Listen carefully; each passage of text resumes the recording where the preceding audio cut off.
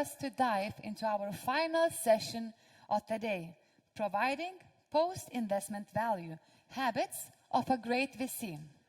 Receiving investment from a venture capital is a big milestone for startups. But what happens after? We already had some coverage today in the topics earlier with Eric and Mike, but sometimes the perfect VC strategy is very simple.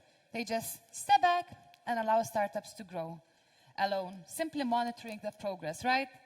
However, if the company is facing some challenges, it can be up to the VC to provide the support necessary to grow it at scale. During this panel, we will discuss how venture capital and startups work after their investments. How do VCs support their portfolio companies? What are the things they do? But more importantly, what is it that they don't do? And what are the most frequent areas of disagreement? Let's greet on the stage Adam Niewinski, General Partner at OTB Ventures. Yep, that's me. Yes, where are you? Oh, you're here. Welcome. I think we deserve some round of applause. Yes? Hello, hello, Adam. The next one, Liudas Kanapienis, CEO at Ondato. Liudas, are you here? Yes. Let's go, let's go! Woohoo! And then we also have in the panel Vytis Uogintas, co-founder and CEO of Eneba. Hey guys, hey everyone. Hello, hello. And also Arvydas Bložė, partner at Practica Capital, who's just been in the jury and then jumping back right now with us on the stage. I think he might be somewhere on the way, running through the second floor. While we are waiting for Arvydas, I will invite our lovely moderator, Andra Bagdonaitė, early stage investor, both it's end of the day. And I can see that Arvydas is almost here. We will look for him. Good. And I guess we can start with some interest, no? Yeah. Cool. Thanks for the lovely intro. Hi everyone. Very happy to see you here. So when it comes to VC investing in general and VCs providing value after, investing into companies, there are so many memes out there that kind of speak about, how VCs fail to provide this value. How actually they might do more harm than good when they're trying to provide value. So why do you think this is the case? How can it be that VCs are saying, oh, we will make the investment, we will help you for sure, but then this doesn't really happen and everyone is making fun of it? So Adam, maybe you want to start. Well, first of all, hello to everyone, and it's a great event. My answer would be that first of all, they are different. Like each and every case is very different. Like there are no two similar companies. There are no two similar investors. So I think saying something in general, it's always difficult. But I believe it's all about getting, this chemistry of how to interact between the investor and the founder. From my perspective, the role of investor is definitely to support, but not really that much than that. So it's really up to the founder's team to drive it. So my favorite comparison is that it's like a relationship going, like from Vilnius to Lisbon on a, in a car for a ride. So the founder is having, like the steering wheel, and the investor is just sitting next to him, trying, like to pay for the fuel, that's for sure, but try, like to talk, like potentially warn about dangers, but not to frighten the founder, enjoy this trip together. But it's the founder who is having the steering wheel, the accelerator, the gears, everything. So if we're gonna make it, we're gonna make it together. If we're gonna crash, we're gonna crash together. That's a good one, yeah. Do you also agree with that? Do you, like, when you work with funds and you have several investors already, both of you, do you also feel this way, that you want to be in control of the wheel while only taking advice from someone who's sitting next to you? Or you kind of expect them to jump in, take over the wheel, in case things get really hard? Hi everyone, first of all.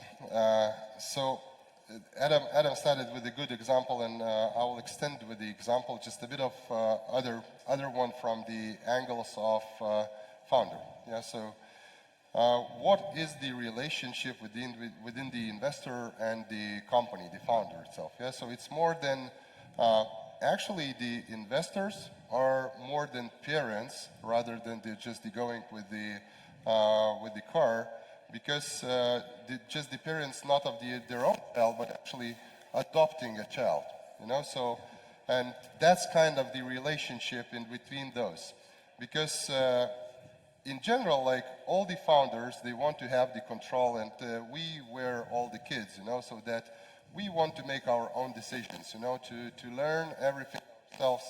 And basically we know better than our moms or dads or whatever do. It's the same relationship within the founder and the investor. We know better, you know, we want to have the control and all this stuff. But what we have to understand that all the investors do actually care. And they want us to be good kids and to be, you know, to get strong and basically to go to the world with you know, with the good intentions and good eyes. And that's where they try then to actually, you know, lead by example, to a bit of learn, to maybe to give some examples. And everybody understands that the mistakes will be made anyway. The question is that those founders, those companies wouldn't hit themselves too hard. Yeah? So that this corner of the table wouldn't be that would kill you, you know, so that, but everybody understands that you still will hit it, you know, so that's how I would describe the relationship.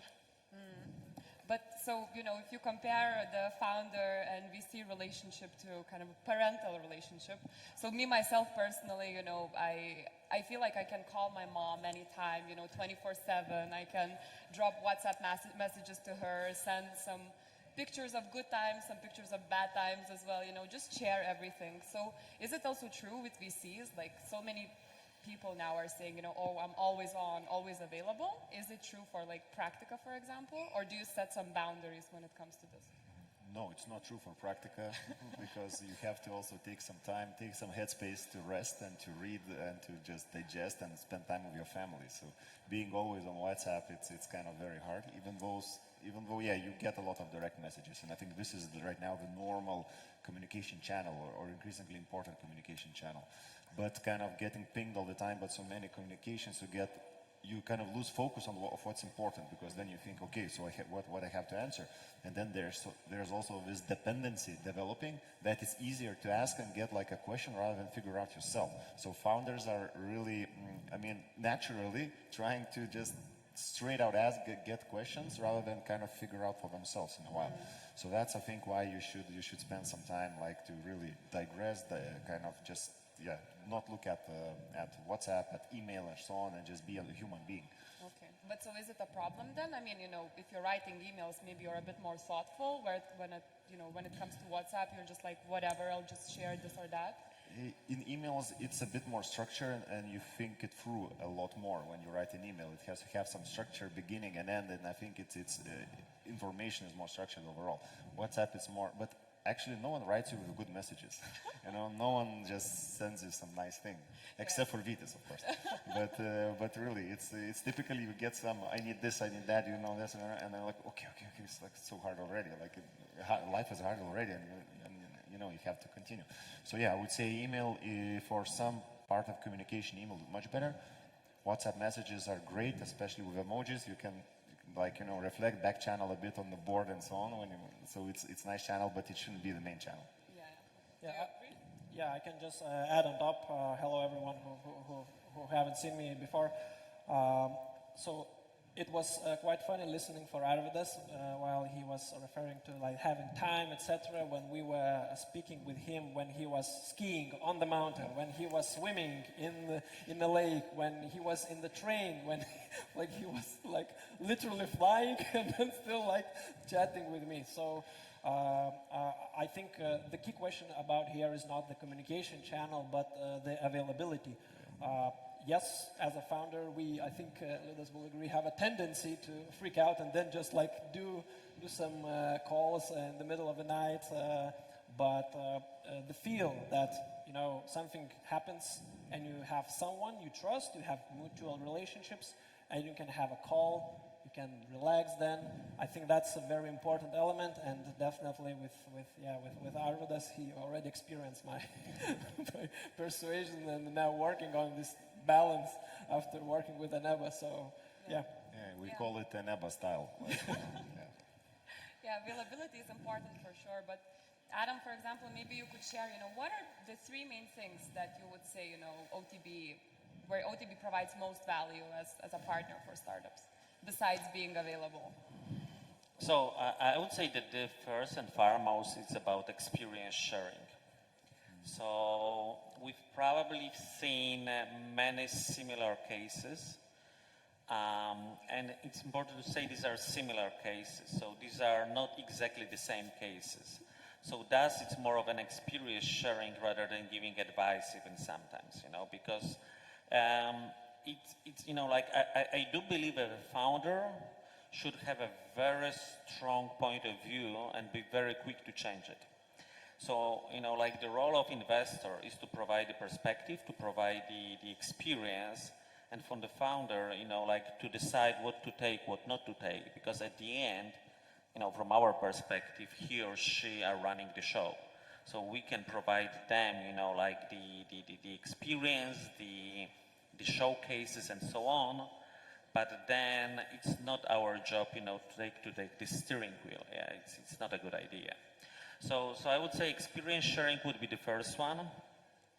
Then obviously helping with the networking. This can be any kind of, whether, like helping to open some doors to some clients or some partners. Especially, like channel partners. This is something which we believe is really important to focus on. And, like this is the leverage for especially SaaS companies, enterprise sale. So helping to give in access to the channel partners. This is something that we believe we can help. We've seen how the companies can leverage this, how to build upon that. So this is, I would say, the second thing.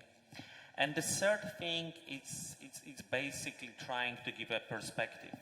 Meaning, like if a company thinks about, let's say, fundraising, telling the company like well in advance, like be careful with this and this, think about this and this.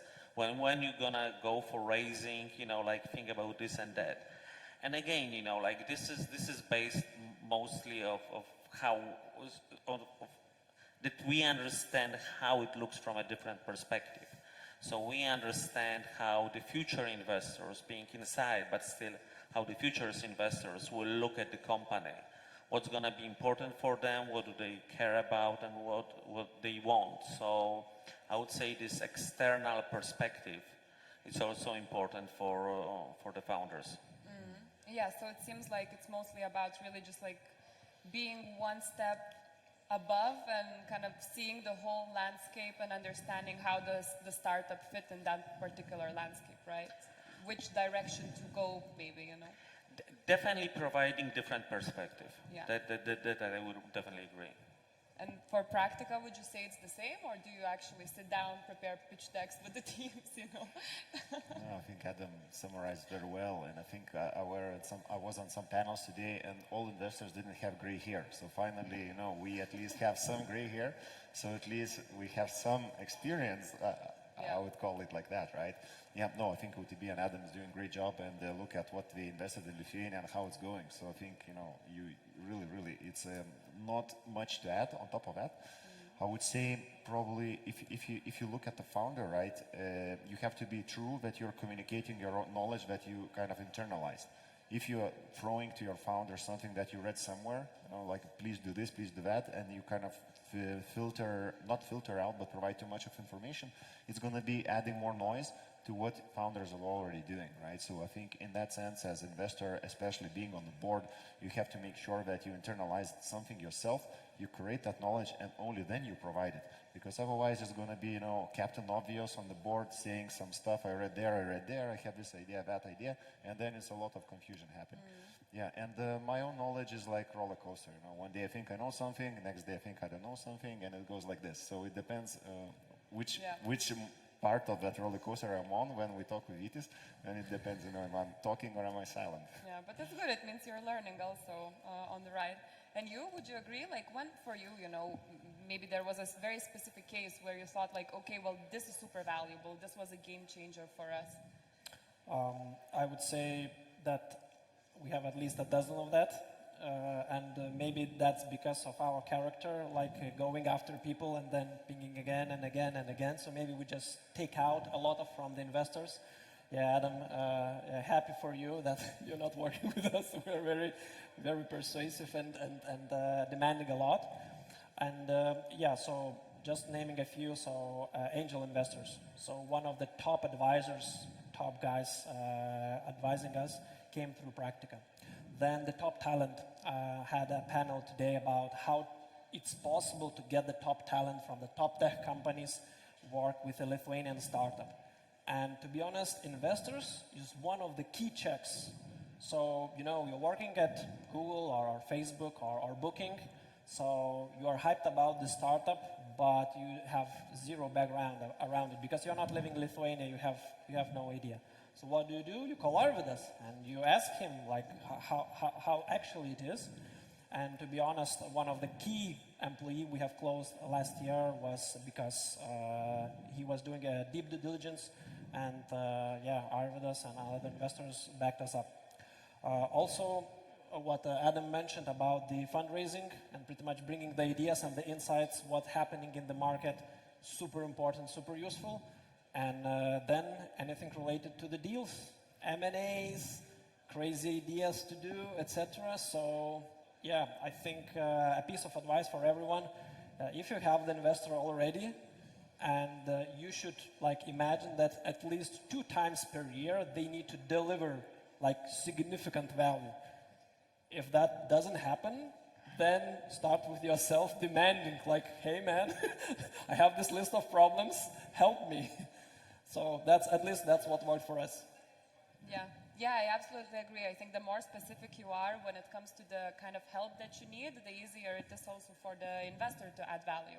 Because like, you know, when you go and talk to someone and you say like, oh, can you introduce me to VCs? It's like so generic, right? So I think the more specific you go, the better. But Arvydas is laughing because that's how it starts. Can you introduce me to the VCs? What kind of VCs you need? I have no idea. So go figure that out. Okay, and then next day I'm, hey Arvydas, I know what I want. So, it's a learning curve yeah, for it is. everyone. It is, Yeah. actually it is. But I think the learning curves come also not only from the VC founder relationship, but also between the maybe portfolio companies that are within the same fund. So I was wondering if you've seen this, for example, Liudas, you know, like talking to other peers from either OTB or other investors that you had and kind of learning from them or helping them out also. So not relying only on the VC for help, but like reaching out to the peers. So yeah, I actually did, and OTB has a really nice event that they're running every fall, and where they're gathering all the portfolio companies, and basically then we're sharing the news and all the stuff in between.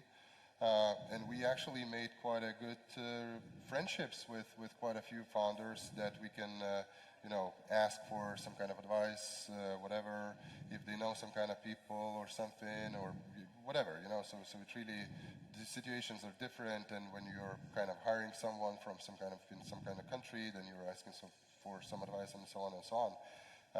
And that's what it actually works. It's not a myth or something that there's a kind of synergy or some kind of relationship in between the portfolio companies. It actually works. Also to mention again, the same with StartupWise guys, that we are also the portfolio of. And that's where we also meet people, we actually talk with, we advise each other what we can, and we even buy from each other the services, and that's how we support each other. So yes, for sure. That's nice. How did you come up with the idea, Adam, in the first place to do these like founder meetups?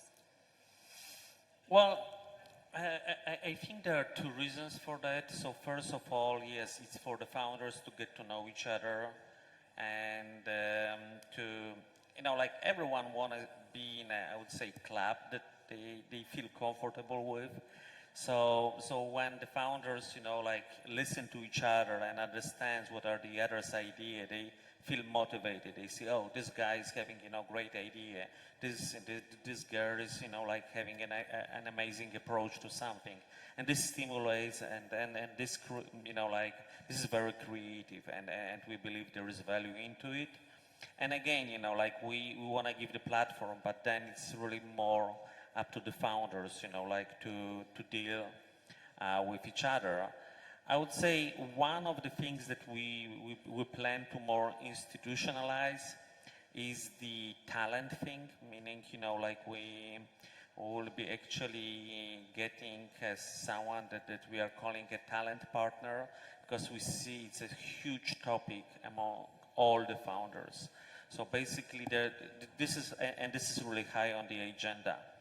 And, like having founders, like all across the region, so let's say from Finland to Romania, this gives an interesting perspective about, like how to pay, what to pay, how to motivate, how to hire, how to position the company, to get the talent, how not to lose the talent, and so on and so forth. So this is definitely something that we would like, like to more, I would say, structure this and help our portfolio companies in a more structured way by gathering this information and then distributing it more than we are doing it right now, so everyone is talking to everyone. So this is, I would say, the main thing. The second thing, actually, is also the platform for our founders and investors to meet. Because, like when we are talking to our investors, our LPs, like we are telling, oh, this is great, and this founder is amazing, and this founder is, like completely crazy, but genius. But then these are, I would say, something, like for them it's still artificial, yeah? And once they really meet them, once they really start talking to them, it changes the perspective. And then, like some of our LPs are extremely, I would say, influential, and they can help, some of those companies. So also the founders and the LPs can talk together and say, okay, like, so why don't we, like help you out, or maybe even invest. We've already have a few cases of our LPs, investing directly into our portfolio companies. Yeah, I think this is also a very big topic in Lithuania that we see with talent recruitment and kind of fostering, learnings and collaborations between everyone. So I don't know if you are doing anything at Practica when it comes to like recruiting and supporting founders on that. Yeah, it's kind of broad topic overall, but I would say our approach is trying to build a system or trying to make or work with the founders to think in a more systematical way. Because if you do a sporadic approach, touch point interactions, can you do this, can you do that? It's like you cannot build a system inside that would kind of operate without anyone pushing it or interference, right? So this is at least my big part of my job at Practica, is not only to streamline sales process, but also streamline recruitment. Is the same as sales. It's very much data driven, and it's very different from HR. So kind of when you think about it, this first thing you tell to a founder is not HR. Recruitment is not HR. Kind of you separate it, and then you try to implement some. Okay, get an internal recruiter, work with the agency. Try to benchmark it. What's the benchmark for your recruiter? 100 CVs per week. This is exactly how it's supposed to be, right? If he's getting something less, why is happening? How you measure culture and so on. So all of this stuff happens because when you realize it's important, it's typically too late. So if you don't put these processes kind of in the beginning, or you don't think about scaling your organization in terms of what departments you need to have based on your growth and anticipation, right? It's gonna be a problem. And at least what we see in Lithuania, maybe less so in Estonia from our portfolio, typically the major pitfall is scaling organization. It's not necessarily like getting new clients or figuring customer support, but that's also actually important, right? Yeah. But you run into this Series A, Series B type of situation where, okay, we don't have a CFO, we don't have data analytics department, we cannot understand what's happening, we cannot dig in data. Fundraising takes a lot of time because we have to extract all the data, work with cohorts, and during fundraising we actually understand our business because we suddenly looked at the data. So this cannot be like that. So our kind of job is to curate everything, provide it into kind of playbook, aggregate all the trivia, We don't want to be the ones on the board, saying obvious stuff like it's some kind of magical formula. Oh yeah, think about recruitment separate from HR. This is so important. No, it's like this is how it's supposed to be. Think about the system, how it works independently from one, and kind of remove yourself and make a lot of headspace as a CEO, as a founder. You have to think about strategy. You don't have to, be hands-on, because if you're hands-on, you're looking at the ground, you don't see the big picture. Like in Lithuania, we have Neptūnas commercial, right? You look at the bottom or you drink and you see the sky, right? So that's what we do. A nice one. So drink Neptūnas, guys, Clear your headspace. What's the sponsor? Aquila. You drink Aquila. Yeah, anyways, it will help. It will help still. I still have so many things that I would love to talk to you about, but I think that we are... okay, we still have another 5 minutes, so that's good.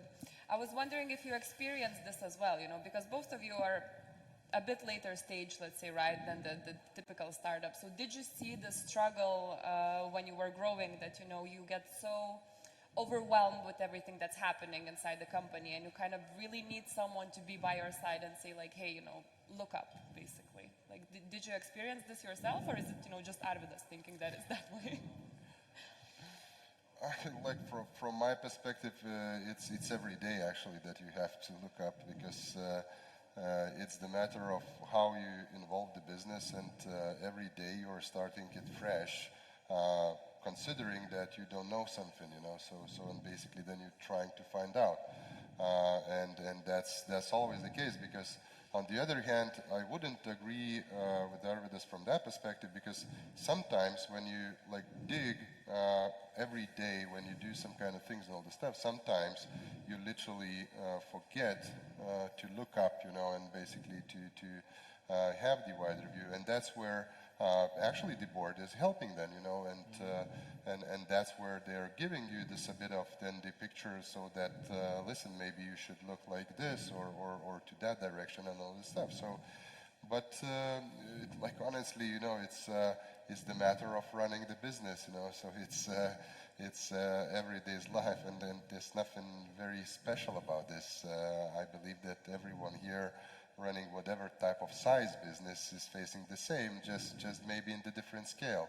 And of course that the problems or the issues that you saw in the very early stage when you were like 5 people, and what you're facing today when you're 195, it's a bit different, but on the other hand, it's all about the same, it's about the looking up, reviewing what you have, and then again starting over.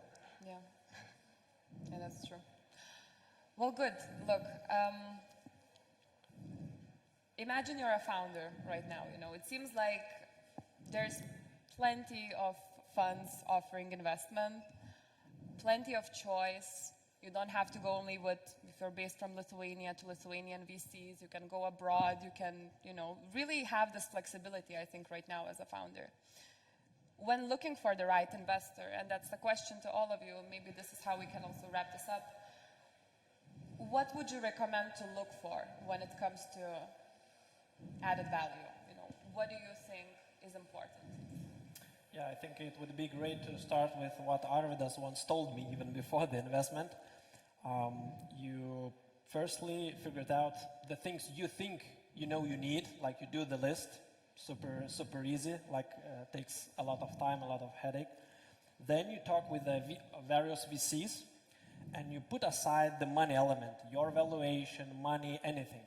And you ask them, and then you do the list with them. So what they are offering, what they can help you out.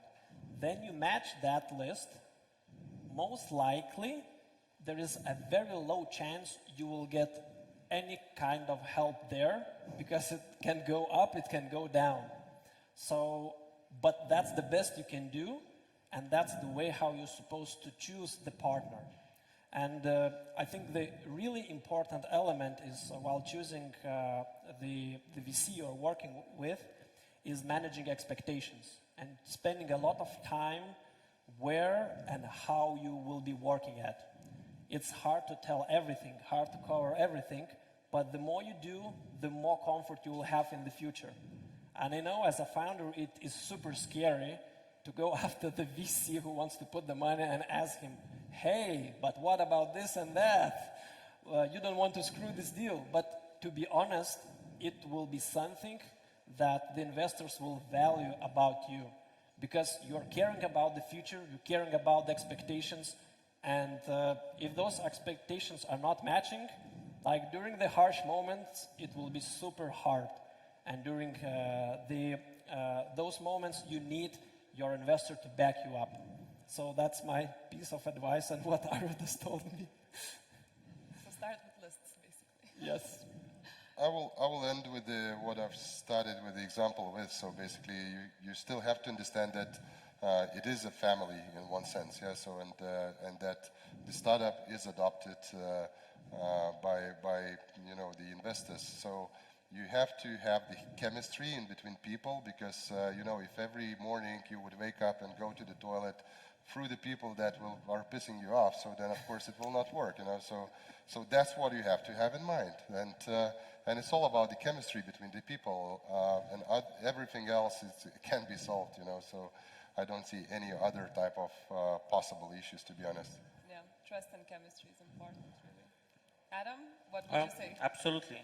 So I like an idea of a list.